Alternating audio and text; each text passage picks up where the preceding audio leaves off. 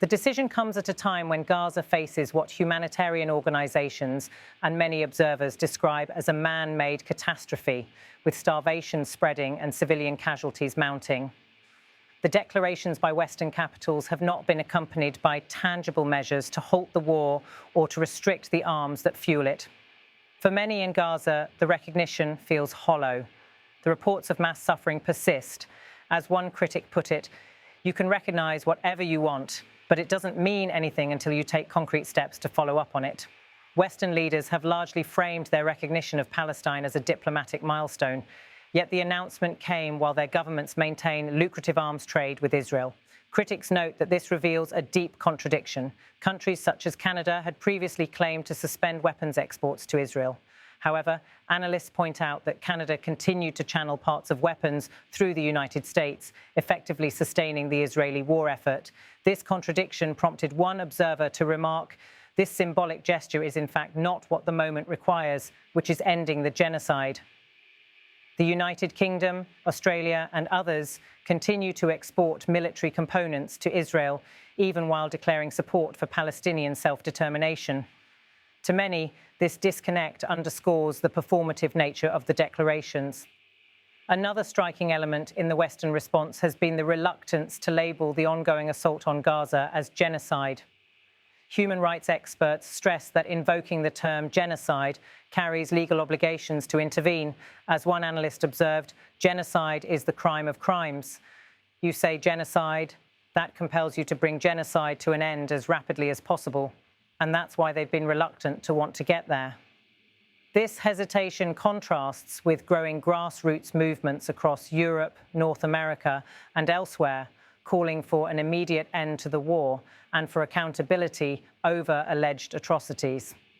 In recent months, mass protests in cities such as London, Berlin, New York, and Sydney have pushed political leaders to reconsider their long-standing alignment with Israel. Italy saw a 500,000-strong general strike protesting the war, which influenced Prime Minister Giorgia Meloni, previously a staunch supporter of Israel, to signal that Rome might recognize Palestinian statehood under certain conditions. French President Emmanuel Macron has been unusually candid. In a pointed message delivered via an Israeli outlet, Macron warned, "You are completely destroying the image and the credibility of Israel, not just in the region, but in public opinions everywhere."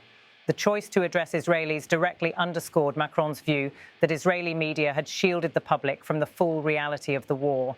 Observers argue that for nearly 2 years, Israeli outlets have downplayed civilian suffering in Gaza while elevating hardline voices that advocate ethnic cleansing.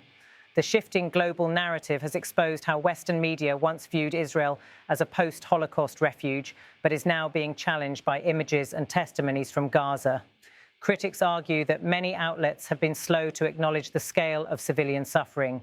Some still frame recognition of Palestinian statehood as a propaganda win for Hamas, reinforcing a binary that reduces Palestinian suffering to political optics. Yet the flood of viral videos documenting destruction in Gaza has forced wider audiences to confront what analysts describe as systematic devastation. The episode in Gaza echoes another crisis that has largely escaped sustained global attention: Sudan's 3-year-old civil war. Reports from conflict-hit areas reveal tactics disturbingly similar to those in Gaza: forced displacement, engineered starvation, and attacks on hospitals and civilians.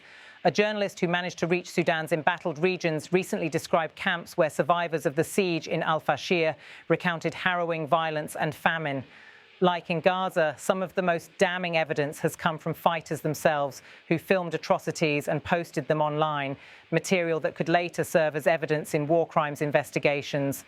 Beyond these wars, the growing role of artificial intelligence in conflict is reshaping the battlefield. Autonomous targeting systems are accelerating attacks, often increasing civilian casualties. One company at the forefront is Palantir Technologies, a data analytics firm that has won billions in contracts with the Pentagon, US immigration authorities, and the Israeli military. Its co-founders, billionaire Peter Thiel and CEO Alex Karp, are outspoken supporters of Israel. Following the October 7th attacks, they met with Israeli President Isaac Herzog and announced what they called a strategic partnership, providing tools, including AI-driven targeting systems, to assist the Israeli military. Analysts say these systems help draw up kill lists and support operations that have leveled large parts of Gaza. Palantir's advertising resembles high-octane Hollywood movie trailers. A former company producer has criticized the approach, saying it glosses over the bloody reality of automated warfare. We've seen over the last few years, automated warfare leads to immense amounts of civilian casualties, destruction, inaccuracy. This is a completely fabricated image of what automated warfare really looks like, he said. Scholars note that the company's messaging taps into fear rather than rational debate. This narrative, they argue, contributes to normalizing the idea of perpetual crisis and the need for ever more aggressive tools of war. Karp himself has been blunt about his stance.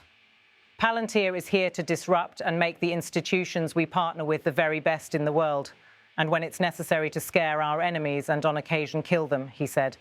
He later added regarding the conflict, AI and our technology from Palantir kills Palestinians, mostly terrorists. That's true. Such remarks have alarmed critics who see them as evidence of a broader shift in Silicon Valley, where once idealistic tech leaders are now embracing militarization and competing for defense contracts. The struggle over narratives extends beyond the battlefield to social media platforms. TikTok has emerged as a key venue for pro-Palestinian voices, providing greater reach to activists than other platforms. This has drawn concern in Tel Aviv, where officials see the app as amplifying unfavorable coverage. Billionaire Larry Ellison, the founder of Oracle and a major pro-Israel donor, is reportedly part of a group preparing to acquire a controlling stake in TikTok. Critics fear such a move could lead to algorithmic changes that suppress content highlighting Palestinian suffering. Meanwhile, Ellison's son is set to take over a major US media conglomerate and is reportedly bringing in a well-known pro-Israel journalist to shape editorial policy. This consolidation of media influence has fueled concern that efforts to spotlight alleged atrocities in Gaza could be muted in key Western markets. The conflict in Gaza, the parallel crisis in Sudan, and the debate over AI in warfare all underscore a central tension of our times, whether technology and power will be wielded for transparency and justice or for control and destruction. The belated recognition of Palestinian statehood by some Western governments highlights the limits of diplomacy without enforcement. Critics argue that unless it is paired with concrete action, including halting arms exports to active conflict zones, such gestures risk serving as cover for ongoing violence.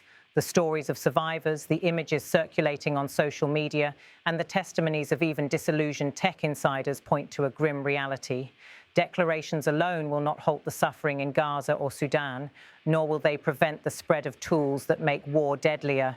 The question remains whether the international community will act on the evidence it has, from mass displacement to targeted famine to AI-driven warfare, or whether it will continue to respond with words while the toll in lives climbs.